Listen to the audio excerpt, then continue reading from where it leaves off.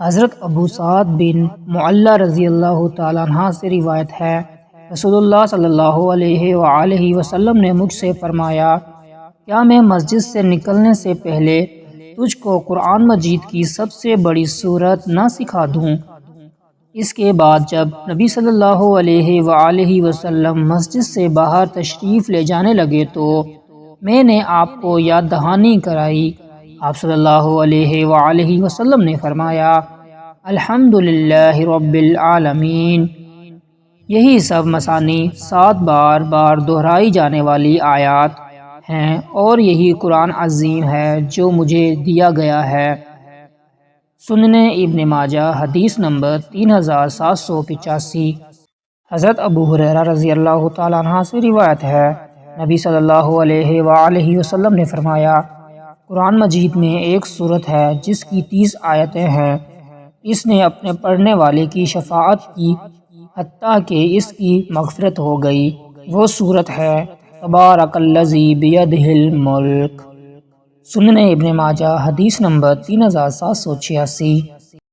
حضرت ابو ہریرہ رضی اللہ تعالیٰ عنہ سے روایت ہے، رسول اللہ صلی اللہ علیہ وآلہ وسلم نے فرمایا، قل هو اللہ احد، سورہ اخلاص تہائی قرآن کے برابر ہے۔ سنن ابن ماجہ حدیث نمبر 3787۔ حضرت انس بن مالک رضی اللہ تعالیٰ عنہ سے روایت ہے، رسول اللہ صلی اللہ علیہ وآلہ وسلم نے فرمایا، قل هو اللہ احد، سورہ اخلاص قرآن کے تیسرے حصے کے برابر ہے۔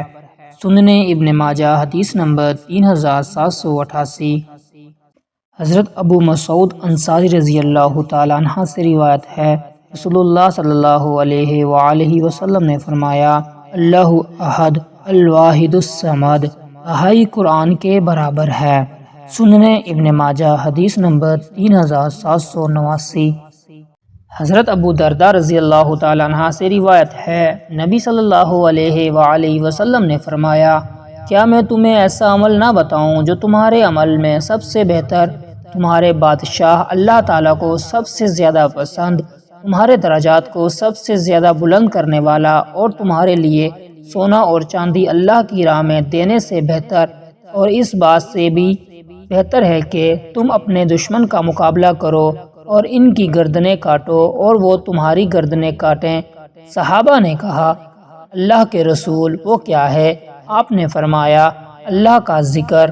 حضرت معاذ بن جبل رضی اللہ تعالیٰ عنہ نے فرمایا، آدمی کوئی ایسا عمل نہیں کر سکتا جو اللہ کے عذاب سے نجات دینے میں اللہ کے ذکر سے بڑھ کر میسر ہو۔